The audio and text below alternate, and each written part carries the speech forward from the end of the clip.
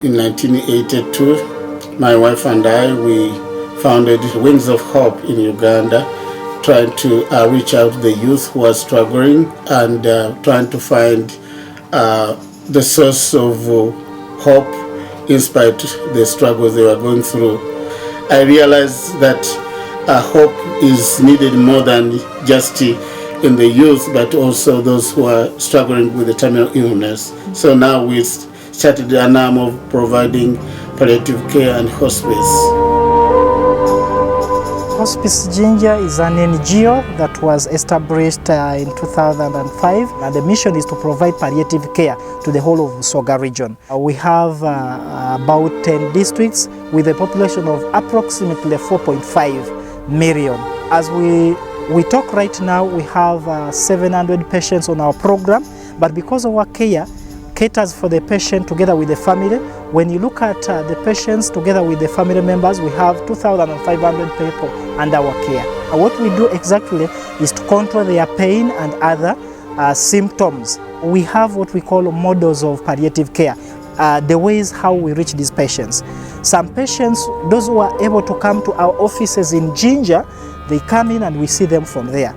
Those who are unable, we go to particular identified health centers of the government, which we call outreaches. And then those who are unable, we even move to their homes, which we call home visits. When we see that we have patients who have got a lot of psychosocial problems, we tend to bring them together. And in that activity, we call it a day care, where we bring our patients, we allow them to share experiences, we give them a good meal, and also gives us time between we the health workers and the patient, so that by the time the patient goes back home, at least psychologically is a bit stable. We work as a team. Hospice Ginger, we do not work as Hospice Ginger.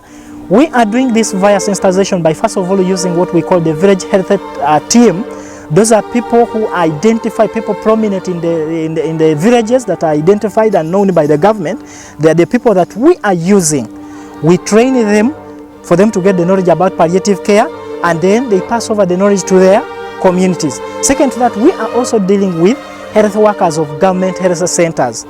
We talk to them, they understand what palliative care is, and they also help us to extend it to the patients that they see. When you look at the population, which I said we are 4.5 million, at least we have almost like 40% cancer patients in Busoga region out of the population of 4.5. So that means those patients are very many. There is a challenge of the transport. Sometimes our vehicles are down and we have again to hire some other vehicles, which increases on the cost. Second to that, we have also a challenge of drugs, because these are patients that are being identified by community volunteers daily. So the number becomes overwhelming compared to the budget we have for drugs. We need health workers, and health workers who are trained in palliative care. And those ones are very few compared to the number that we are supposed to do. Since Hospice Ginger was established since 2005, we are still being housed at the GMO's buildings, that is the Ministry of Health of Ginger. So right now we don't have a home, but we would have loved really to get our independence.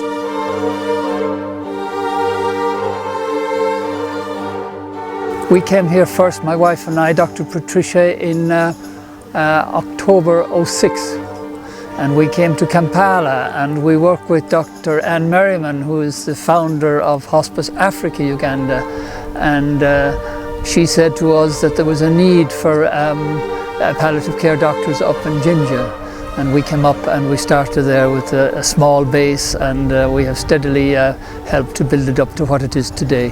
The three challenge was the obvious need. There was a huge unmet need for palliative care because there were so many people in terrible pain and suffering, patients suffering from advanced HIV/AIDS and cancer, or a combination of both. So we set about two things. One, to try and start a service going with the help of some local volunteers, and the second area that we concentrated on was educating nurses to get training in palliative care. When we started first, we were just based in Jinja town, but since then That's what, almost over 8 years ago now, we have extended the service to 6 of the 10 districts in Busoga County. We now employ 7 fully qualified palliative care nurses. Most of our patients, we see them in the outreach clinics. We have over 30 outreach clinics throughout the area, and we call on those on a continuous basis, be it weekly or bi-weekly or monthly. The model of care is there, the structures are in place, so it's just a question of replicating that model throughout the Busoga region. But I would also think that this is an ideal model of palliative care that could be put in place in the rest of Uganda. We're pretty confident that with the help of our funders in Ireland, we'll continue to be able to fund this operation. We would of course love to have more funders involved, because our funder base now has shrunken a bit, and the Hospice Jinja is maybe overly dependent on Irish funders. In terms of the future development of Hospice Jinja, I think that the government will have to come on board. So the structures are there, so we would hope that the Ministry of Health would come and talk to us and work with us in this area. How much the grace has touched you, that is how you are able to help.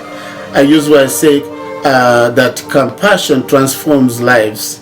If you have experienced that compassion in your life, somebody has helped and done something for you, I think it feels so good for you to give others. So those who are touched with the grace of God, they feel compatible with what is our vision, and also get involved and partner with us in helping others. I want to appreciate and express my gratitude, especially to the Evangelical Presbyterian Church, which was the first to get involved into supporting us, but also a number of other programs, individuals who have helped us.